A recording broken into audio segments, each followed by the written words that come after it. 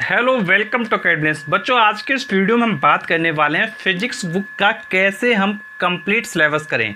बच्चों, आज के इस वीडियो में फिजिक्स की बुक के चैप्टर्स को किस मंथ में कितने चैप्टर्स कर लें कि जो हमारा फिजिक्स का सिलेबस है वो पूरी तरीके से कंप्लीट हो जाए। तो बच्चों, इस वीडियो में मैं आपको प्रॉपर वे में फिजिक्स को बताऊंगा कि आपको कैसे करना है और किस किस चैप्टर को किस किस टाइम पे करना है, जिससे कि जो आपका सिलेबस है वो टाइम से कंप्लीट हो जाए, प्लस आपको रिवीजन करने का एक पूरा का पूरा टाइम मिल सके। तो चलिए हम अपना वीडियो स्टार्ट करते हैं, सारे पॉइंट को देखते हैं। तो बच्चों देखिए, जब आप सलीना की बुक में आएंगे तो आपको देखिए दिखाई देगा कि आपके पास जो नंबर ऑफ चैप्टर्स हैं वो टोटल है 12। तो अगर आप देखेंगे तो आपको स्टार्टिंग में दिया गया फोर्स, फिर सेकंड चैप्टर है आपका work power energy, then machine है आपका चैप्टर नंबर 3, चैप्टर नंबर 4 है आपका refraction of light at plane surface. इस तरीके से आपके चैप्टर नंबर 12 तक आपको दिया गया है। लास्ट चैप्टर है आपका रेडियो एक्टिविटी। तो बच्चों, ये तो बात हो गई कि भाई चैप्टर्स हमारे कितने दिए गए हैं। चैप्टर हमारे दिए गए 12। अब क्वेश्चन है कि भाई ये 12 चैप्टर को कैसे हमको करना है, किस मंथ में कौन सा चैप्टर कर लेना है। तो देखिए, आप क्या कर सकते हैं, आप इस पूरी बुक को एक सिस्टमैटिक मैनर में सिर्फ 6 मंथ में कंप्लीट कर सकते हैं। अब 6 मंथ में कंप्लीट करने का मतलब हुआ आप 6 मंथ में 12 चैप्टर करेंगे। 6 मंथ में 12 चैप्टर करने का मतलब हुआ 1 मंथ में आप 2 चैप्टर करेंगे। अगर आप 1 मंथ में 2 चैप्टर कर लेते हैं तो फिर आपका 6 मंथ में ये बुक कंप्लीट हो जाती है। तो भाई 1 मंथ में 2 चैप्टर करने का मतलब हुआ आप 15 डेज में 1 चैप्टर कर लें।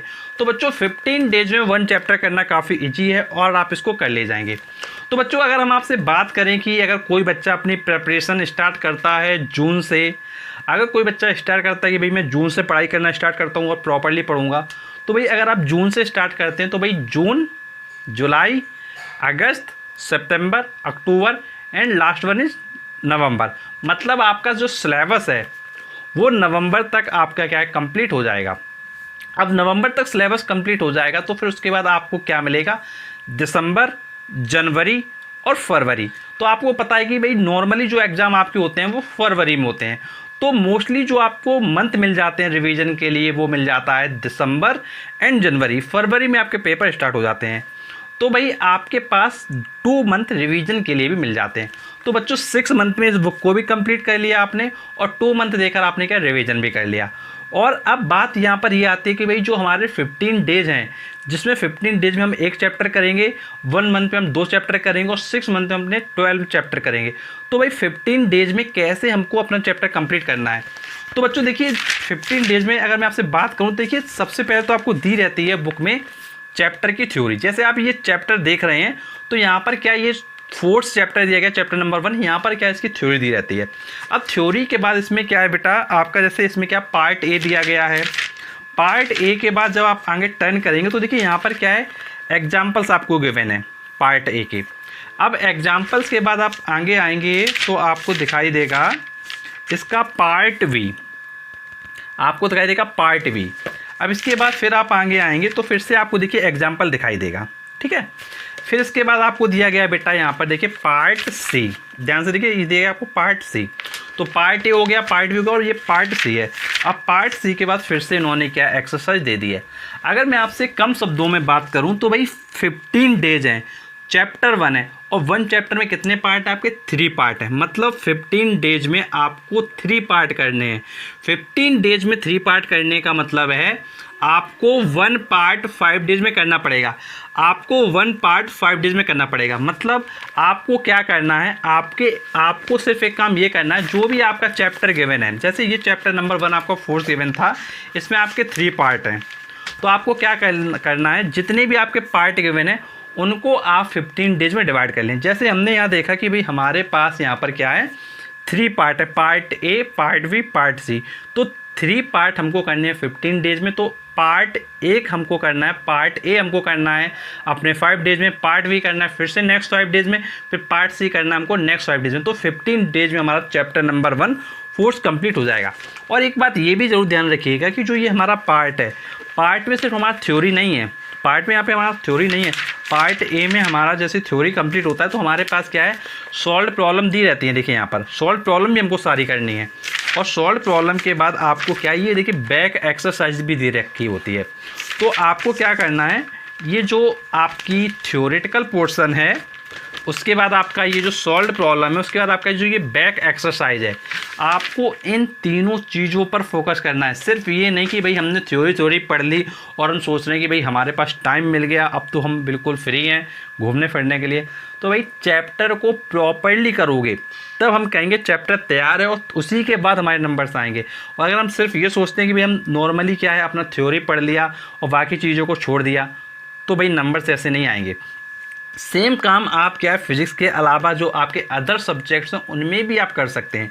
तो आपको ध्यान रखना है कि जो आप ड्यूरेशन निकाल रहे हैं 15 डेज में 1 चैप्टर, लोगों को सुनने में काफ़ी अजीब लगता होगा कि भाई 15 दिन में 1 चैप्टर, अरे मैं तो 2-3 दिन में 1 चैप्टर कर लेता हूँ। बेटा 2-3 दिन में चैप्टर करने का मतलब ये नहीं होता कि तुमने कल थ्योरी पढ़ के छोड़ दिया। चैप्टर करने का मतलब होता है कि आप थ्योरेटिकल करें, आप इसके सॉल्व प्रॉब्लम करें, उसके बाद आप इसका बैक एक्सरसाइज करें, उसके बाद आप कह सकते हैं कि आपका एक चैप्टर कंप्लीट है। और अगर आपको और टाइम मिल जाता है, अगर आपको लगता है कि मेरे पास और टाइम, मेरे पास एक्स्ट्रा टाइम है, तो भाई आपको करना है PYQ, प्रीवियस ईयर क्वेश्चन करना है। प्रीवियस ईयर क्वेश्चन आपको क्या मॉडल पेपर में मिल जाएगा।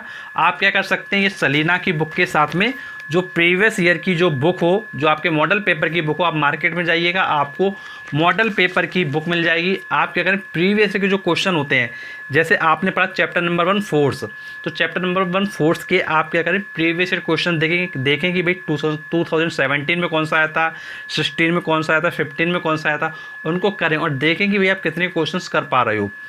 सेम काम आपको चैप्टर 1 के बाद चैप्टर 2 में करना है, चैप्टर 3 में करना है, चैप्टर 4 में करना है, चैप्टर 5 में करना है, और इस तरीके से आपको चैप्टर नंबर 12 तक पूरा ये वर्क करते रहना है। और आप 6 मंथ में काफ़ी अच्छे से अपना सिलेबस कवर कर लोगे।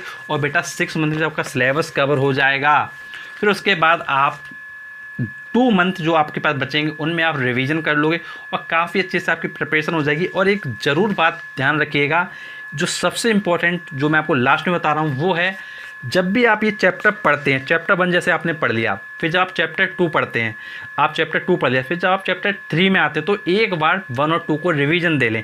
जब चैप्टर 4 में आते हैं तो 1, 2, 3 को रिवीजन दे लें। जब आप चैप्टर नंबर 5 में आते हैं तो आप 1, 2, 3, 4 को रिवीजन दे लें। अगर आप इस तरीके से रिवीजन देते जाएंगे तो जो हमारे पीछे के चैप्टर होंगे, जो हम पहले पढ़ चुके हैं चैप्टर, वो हमारे माइंड में स्टोर रहेंगे, उनको हम भूलेंगे नहीं।